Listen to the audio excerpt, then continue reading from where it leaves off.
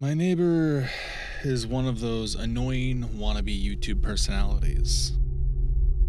Over the years, I've seen him cough out cinnamon, lay flat on the hood of his car as it slowly creeps down the driveway, and douse himself in lukewarm water, all while screaming, "Epic win! Epic fail!" Or, "Fuck! Epic maintenance of the status quo!" For all I know. It can get tiring to watch him go about his shenanigans in the pursuit of viral fame. So, when he knocked on my door the other day and told me that he was going to go away for a few weeks and asked that I get his mail, honestly, it was a relief. I can't explain the peace of mind I had knowing that I didn't have to brace myself for any of his stupidity for a while. I was always afraid his stunts would wind up bleeding over into my life. Things were pretty normal for the first couple days. He received a few bills, a bit of spam, and what I could only assume was a birthday card. Then, one evening, I got home to find a cardboard box waiting on his front porch. In big red letters was written, "Return to sender." I'm no small fry, but I admit I had trouble lifting the box on my own. It was really freaking heavy. Lugging it across the road to my house was even harder, and I quickly realized that there was no way I was going to drag it up the stairs through my front door. I decided I'd leave his package in my garage. It wasn't like I kept a car in there. The garage door was a piece of shit that refused to open without a good thug and a whack. It was less trouble just leaving the car out in the driveway than it was to fight the garage door every morning and night. In hindsight, I should have set the package down while I struggled to open the tricky door. You know how it is when you got a good grip on something, there's no point of setting it down if you don't have to. It was as I kicked the door for the third time that I lost grip on the package, and it fell to the ground. I heard a light crack inside. Shit! I cursed. I hoped I hadn't broken anything important, but I figured I just wouldn't tell my neighbor about it and let him assume the break happened en route. Hands-free, I finally managed to get the garage door unstuck, and boy did it screech and protest as it rolled up and over me. I dragged the box the rest of the way, setting it in the corner for whenever my neighbor would come back to claim it.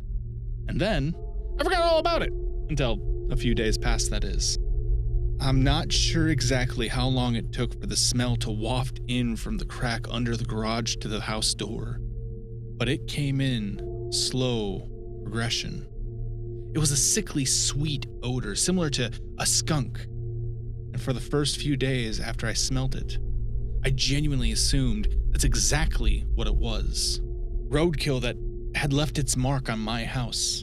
It was only when I realized the scent was growing more intense instead of fading that I went looking for the source. That's when I opened the garage door, and that's when the odor knocked me back, holding my nose. The culprit wasn't hard to identify. The only change in my garage was the box in the corner. I remember thinking it must have been one of those meat of the month subscription boxes. The meat must have gone rancid from being left out of the fridge for so long. How much meat could have been in there for the box to be so large and heavy? An entire freaking cow? I covered my nose as I approached the box, a pair of scissors in my hands. I probably wouldn't have needed them to open it, as it had become soggy enough at the bottom to poke through with a finger. But I wasn't about to poke my finger into spoiled meat juices.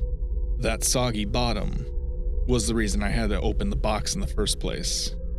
If I tried to drag it out whole, everything would spill onto the floor. I was going to have to dump the pieces of meat in one garbage bag at a time and take them down to the dumpster, a process I wasn't looking forward to. My scissors tore through the tape along the top of the cardboard box. I thought the smell couldn't get any worse, but as I flipped the flaps open, I discovered a whole new garment of stink. It was like opening a burning oven, but instead of a heat wave, I was met with waves of piss, sweat, shit, and petrification. It was so bad that I staggered back and had to force down the puke that was beginning to guzzle out of me. I don't think I could have handled the scent mingling with the horrors coming out of the box. I'm not ashamed to admit, I ran out of the door for a breath of fresh air. But in the short time that I spent in the garage, the smell had become so ingrained in the fabric of my clothes that it clung to me like a shadow. Nothing I tried could keep the smell out of my nostrils. Not air fresheners, not a face mask, not 3 showers and a change of clothes. Every second that box laid open in my garage was another second the smell would allow a foothold into my home. I had to bite the bullet.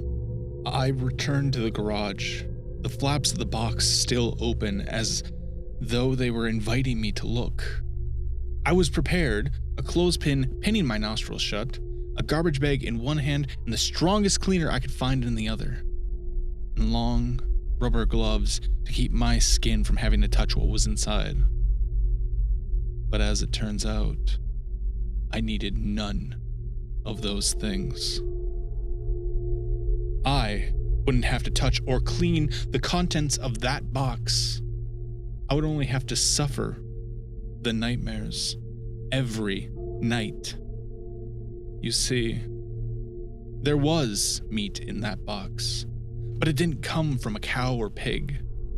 No, it was far worse than that. It was my neighbor, dead, still in one piece, but dead. I called the cops, and naturally, they took me in for interrogation. It's kind of hard not to suspect the man with a corpse in his garage, after all. Thankfully, they soon realized that I wasn't involved. My DNA might have been all over that box. The smell might have left a mark throughout my house, but there was one piece of irrefutable evidence in my neighbor's own hands that proved my innocence. A vlogging camera. They showed me the footage only once. I'm not sure if they were allowed to, or if they felt so bad for me that they figured it couldn't hurt. Either way, I saw it.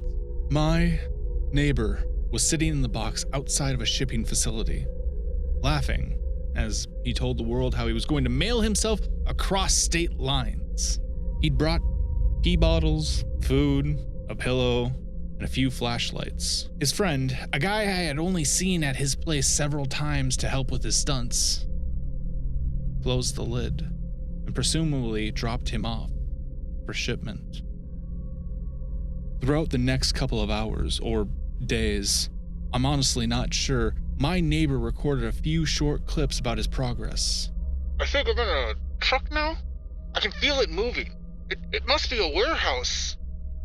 Pretty warm here. Still got plenty of food. That kind of stuff. And then, on the last entry, the box toppled over. He broke his neck. And that was it. The camera recorded until either the memory card got too full or the battery died.